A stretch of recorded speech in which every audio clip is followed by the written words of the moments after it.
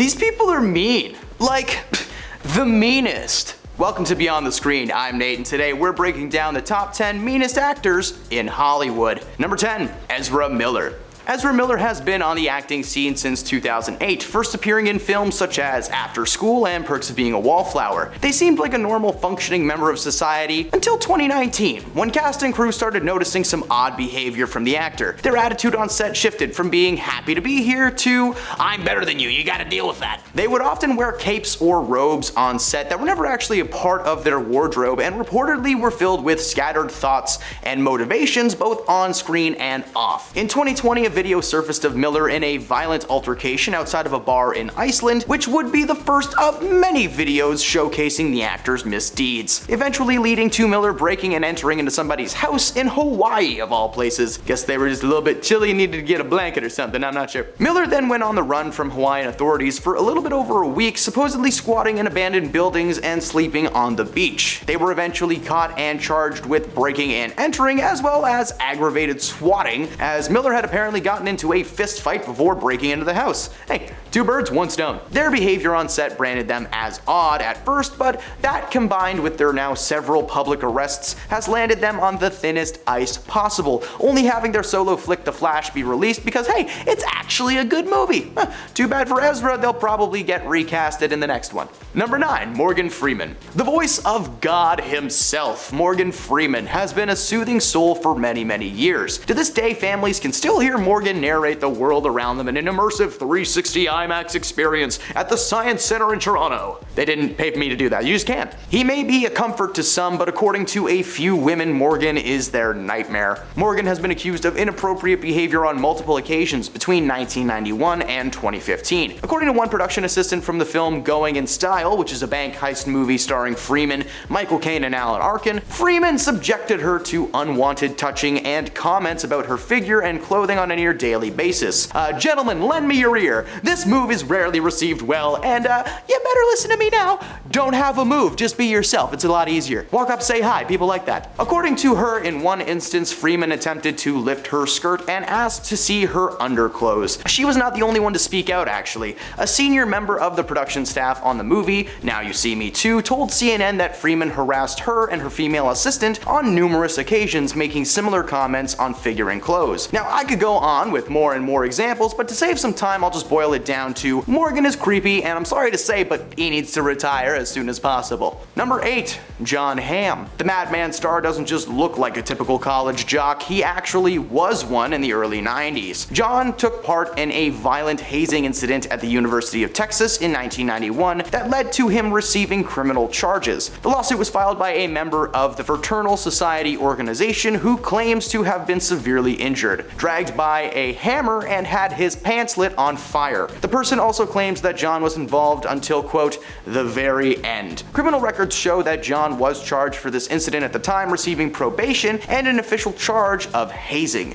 He participated in all the classic activities, some good, but mostly just downright degrading. While this took place way back when, Jon's roles combined with his supposed cold shoulder default towards his fellow co-stars has landed him on the list of the meaniest bobeediest. Number 7, Mike Myers. He's Canadian. He's a comedian. How could this guy be a meanie? Well, it turns out that's his default setting. Mike may be well known in the world of Hollywood as a funny man, but to his fans and fellow actors, he's known as a short-tempered madman. One experience was shared with a media outlet called Mean Stars, in which a fan told a story of running into Mike at a bar, with that experience being as disastrous as The Love Guru. Like anything could be so bad. The fan walked up and told Mike that he was a big fan and just he wanted to offer to buy him a drink. And Mike replied, well, I can afford my own drinks, you a-hole. Save your cash for my next movie. There are several instances, both on and off set, showcasing his difficulty working with people. His Cat in the Hat co-stars, for instance, sorry, I just get weird flashbacks when I talk about that movie.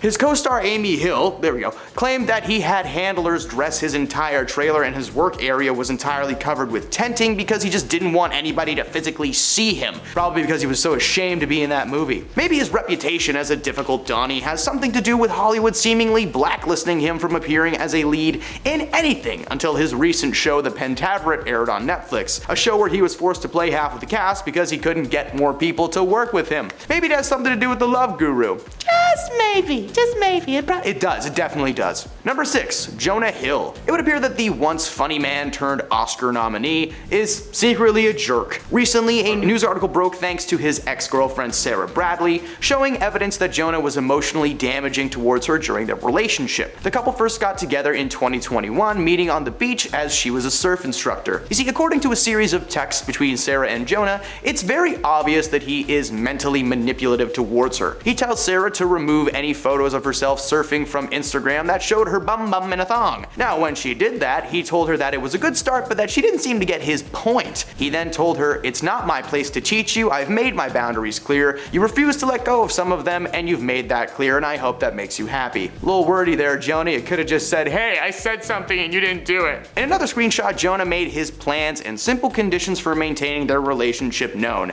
including stating that he didn't want Sarah surfing with men, which was, like part of her job. He wrote a massive list of boundaries and rules that were clearly him trying to control that everything that Sarah did. One point literally saying that she can't post pictures of herself in a bathing suit. Like what she's supposed to wear to the beach, a turtleneck? Not only is this proof that Jonah is a bad guy, but it may be the first step towards his official cancellation, so sorry to anybody hoping for that 21 Jump Street movie we've all been waiting for. I know I'm upset. Number 5, Shia Labeouf. Shia was one of Disney's best and brightest in the early 2000s. His TV show The Even Stevens was #1 with audience members, his movie Holes is still considered to be a classic, and his career to the mainstream was launched when he played Sam Witwicky in the first live-action Transformers movie. But it seems like acting next to fake robots all day might have driven him a little bit insane. Following the success of the film, he was being casted in things, but the people on set would quickly regret those decisions. You see, in the movie Fury, released in 2014, Shia played one of the 5 main tank soldiers stuck behind enemy lines. To stay in character, he did not bathe for 3 months. Everyone in the tank was on the verge of gagging constantly. If that's not bad enough, his random and wild antics over the years are not only considered to be rude, but they're just downright odd. Who could forget his famous "Do It" monologue presented by Nike? Or his weird Shia LaBeouf music video on YouTube that is somehow surprisingly catchy. It's very good. Despite his antics, producers are still giving him money to fund passion projects when they should really just cut this guy off from his piggy bank already. Number 4, Christian Bale. Passion, rage, somehow these two things are often combined or mistaken for each other. In Christian's case, he's a bit of both. First instance of his possible aggression came from the 2009 Terminator Salvation, when an audio clip was leaked of Christian yelling at a cinematographer named Shane Hurlbut, who had apparently distracted the actor during a scene. He later apologized for the outburst, calling his actions out of order and himself a punk. While another on-set outburst like that has not happened yet, the rumor is that Christian is a bit of a stickler on set these days. He now demands that nobody move before an important scene, and he'll occasionally stop the director when they're addressing the crew to inform people of his needs for the day. He's currently not set to star in any movies, along with everyone else in Hollywood, because hey, everybody's on strike! Pay your people, Hollywood! Number 3, Jared Leto. Jared Leto is an interesting fellow. He started his own religious group, he brings a new meaning to the word method acting, and let's face it, this guy sucks. Over the past few years, reports from Jared's fellow actors have been just terrible. They don't like this guy at all. During his time as the Joker, he left his fellow castmates some used adult devices, pig heads, live animals in their trailers. All of these were so-called gifts, but anyone who actually received these gifts just probably threw them out or, had to call animal control because there was a snake in their bed. On top of that, he's been known to stay in character when he's on set, meaning that if he's playing someone angry or silent, that's just how he's gonna be the whole time. This guy hasn't really been questioned for his actions at any point. We just kind of look at him and go, oh, look at that weirdo being himself, let him go. When the reality is that Jared is stuck so far up his own behind, he doesn't even seem to realize how mean he's actually being. He snubs his fellow actors and he selfishly brings chaos to the set. That's